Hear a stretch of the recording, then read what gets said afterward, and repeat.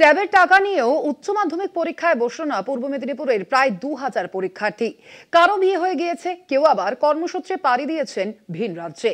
পড়াশোনার জন্য 2000 পরীক্ষার্থীকে দেওয়া রাজ্যের টাকা পুরোটাই কি জলে, উঠছে প্রশ্ন।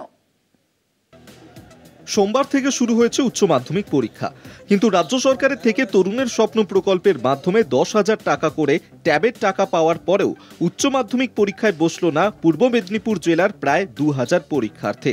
জানা গিয়েছে, জেলায় মোট পরীক্ষার্থীর সংখ্যা 30,164, যার মধ্যে ছাত্র সংখ্যা 13,912 এবং ছাত্রীর সংখ্যা 16,252। মোট পরীক্ষা কেন্দ্রের সংখ্যা 71টি। জেলা শিক্ষা দপ্তরের তথ্য অনুযায়ী তরুণের স্বপ্ন প্রকল্পের মাধ্যমে এই জেলায় ট্যাব কেনার টাকা পেয়েছে 32,248 জন উচ্চ মাধ্যমিক পরীক্ষার্থী। তারপরেও পরীক্ষায় বসতে দেখা গেল না প্রায় 2000 ছাত্রছাত্রীকে। যদিও এ বিষয়ে খোঁজ নিতে গিয়ে জানা যায়, পরিবারে আর্থিক অনটনের কারণে কাজের জন্য ভিন রাজ্যে পাড়ি দিতে হয়েছে বেশ কিছু ছাত্রকে। পাশাপাশি বিয়ে হয়ে গিয়েছে অনেক ছাত্রের। এর মূল কারণ আমার যা মনে হয়েছে যে পাবলিক সচেতনতা দরকার এবং আর্থিক দুরবস্থার জন্য তারা এই পথ বেছে নিচ্ছে। আর মেয়েদের ক্ষেত্রে আজকে মানবিক মুখ্যমন্ত্রী উনি কন্যাশ্রীর আয়োজন করেছে, সবুজ সাথী দিচ্ছে, রূপশ্রী দিচ্ছে। তা সত্ত্বেও এই মেয়েরা যে অল্প বয়সে বিয়ে হয়ে পড়াশোনা ছেড়ে দিয়ে সংসার জীবনে প্রবেশ করে যাচ্ছে, এর মূল কারণ হচ্ছে সচেতনতার অভাব।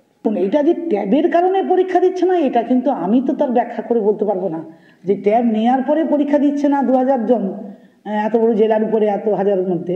কিন্তু ট্যাব নেওয়ার জন্য এরা অপেক্ষা করেছিল রেজিস্ট্রেশনের পর, বা পরীক্ষা দেবে না, এই ব্যাখ্যায় ভাই আমি দিতে পারবো না।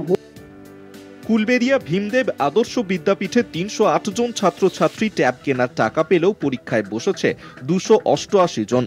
বহিজবেড়িয়া হাই স্কুলে 63 জন ট্যাব কেনার টাকা পেলেও পরীক্ষায় বসেছে 59 জন। এই পরীক্ষার্থী না বসার প্রধান কারণ সেটি হচ্ছে রাজ্য সরকারের দূরদর্শিতার প্রতি অনীহা প্রকাশ করা, শিক্ষা ব্যবস্থার প্রতি প্রশ্নচিহ্ন তুলে ধরা।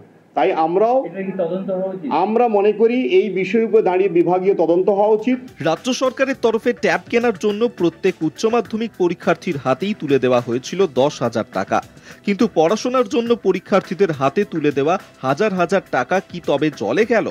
পূর্ব মেদিনীপুরে 2000 পরীক্ষার্থীর পরীক্ষায় না বসার ঘটনা সেই প্রশ্নই তুলে দিল। পূর্ব মেদিনীপুর থেকে সৌম্যজিৎ চট্টোপাধ্যায়ের রিপোর্ট, কলকাতা টিভি।